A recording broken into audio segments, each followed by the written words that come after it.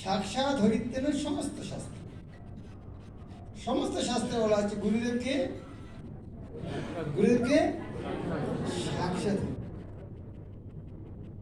উক্ত তথা শাস্ত্রের পর বিশেষ্য আছে। উক্ত মানে কি? উক্ত মানে কি? হ্যাঁ, যে উক্তি মানে বচন, উক্ত যা বর্ণনা করা হয়েছে। তো ওই বিষয়টা সাক্ষাৎ ওই সমস্ত শাস্ত্রের ওই বিষয়টা রয়েছে। উক্তের সঙ্গে রুক্তই হয়ে গেছে।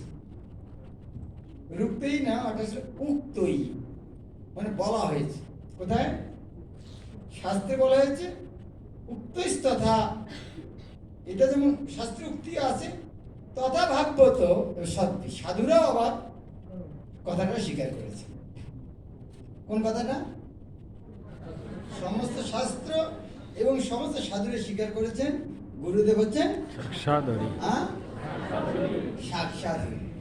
সাক্ষাৎ ধরিত্বেন সমস্ত শাস্ত্রই উক্তস্তথা ভাবদেব সত্য। কিন্তু প্রভর্য। কিন্তু কথা শুনতে কেমন লাগে?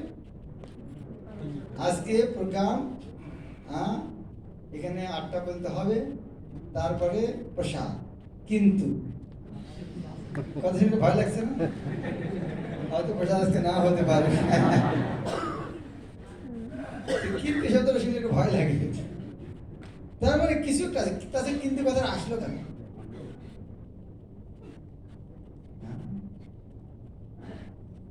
কিন্তু যদি এবার যারা আজকে প্রসাদ খাবে তাদের সবাইকে একটা করে ভাগবত সেট দেওয়া হবে। তো কিন্তু লাগালেও এটা আর আনন্দময় একটা খবর হলো, তাই না?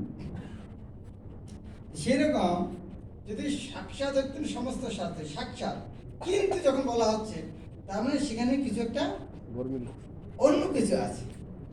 কিন্তু প্রভুর যে প্রিয় এবদস্য, কিন্তু যিনি প্রভুর প্রিয়।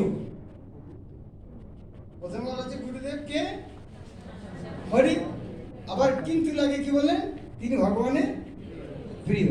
তো যদি ভগবানের প্রিয় হয় তাহলে যেমন এটা আমার হাত, তাহলে আমি হাত, আমার মাথা আমি মাথা, চশমাটা আমার প্রিয়, তার মানে কি?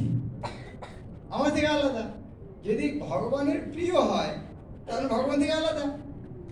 দেখুন আচার্যদের কত বুদ্ধিমান, কি সুন্দর একটা শব্দ লাগিয়েছে। প্রথমে বললেন এক, আবার কিন্তু দিয়ে প্রিয় লাগিয়ে দিয়েছে।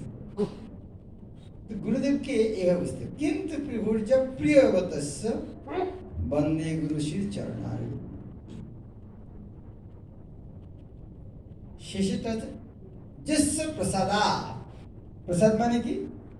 কৃপা। প্রসাদা বিভক্তি মনে আছে? পঞ্চমী বিভক্তি। যেমন মেঘ থেকে জল পড়ে, পঞ্চমী বিভক্তি। হইতে থেকেছে। সেরকম প্রসাদাত, যার কৃপার থেকে, যার কৃপার ফলে, কৃপা যস্য প্রসাদাত, অর্থাৎ যিনি প্রসন্ন হলে। যস্য প্রসাদাত ভগবত প্রসাদ, যার কৃপা থেকে ভগবানের কৃপা আসে, অর্থাৎ যার কৃপা হলে ভগবান কৃপা লাভ। যস্য প্রসাদাত ভগবত প্রসাদ। যস্য অপ্রসাদাত, ওখানে দেখুন প্রথমটা প্রসাদা প্রসন্ন হল, পরটা হল যস্য অপ্রসাদাত যিনি নারাজ হল। যস্য অপ্রসাদ ন গতি কুতপি, কোথাও জায়গা নেই। যিনি অপ্রসন্ন হলে কোথাও জায়গা নেই। যস্য অপ্রসাদাত।